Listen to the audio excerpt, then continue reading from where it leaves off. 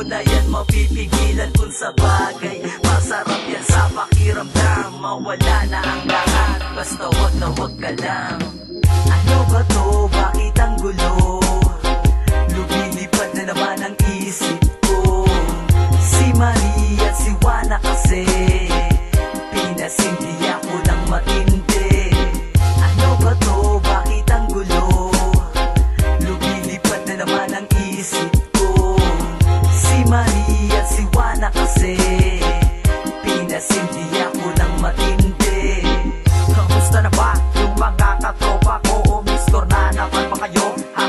Halata naman sa inyo mga mata, pulang-pula ang kulay.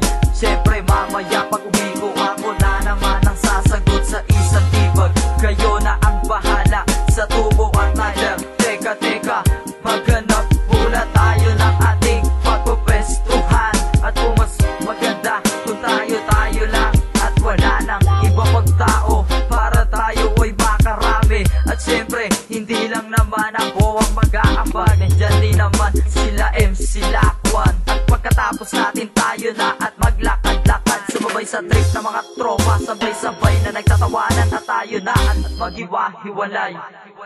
Ano ba to? Bakit ang gulo? Lumilipad na naman ang isip ko. Si Maria at si Juana kasi pinasindi ako ng matindi.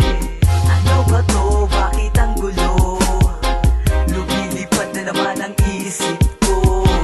Si Maria at si Juana kasi pinasindi ako ng matindi. Sa pagbuga ko ng usok, mga matay sumisingkit. Di magawang magalit kahit na ako'y naiinip. Sa pagbalot ng iisang kakaibang damong ligaw. Sa lahat ng halaman na may kulay meron na ligaw. Kung tawagin nila to, ang tawag dito marijuana. Pag nagamit mo ito, bakas ang tunay na ligaya. Sa iyong mukha at halatang lumilipad ka na. Di alintana ang mga problema pag bumubuga ng usok. At kahit di ka marunong gumamit, basta marunong sumabay sa mga tropa at ihip ng hangin. Hit-hitin mo lang hanggang makarating ang iyong isip na iniisip na makalutang di sa kalawakan.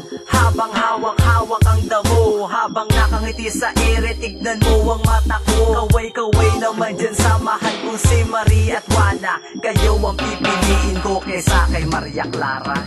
Ano ba to? Bakit ang gulo?